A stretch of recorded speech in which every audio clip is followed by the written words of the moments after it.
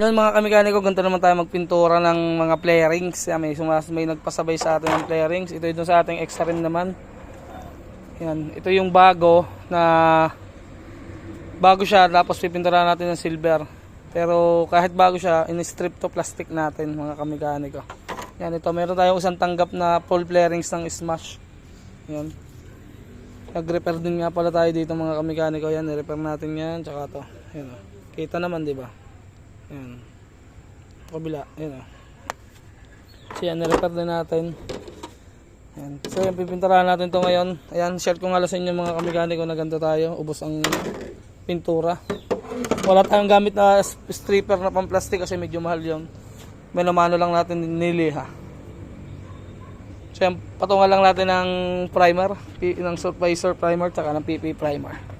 Yan, patungan lang natin.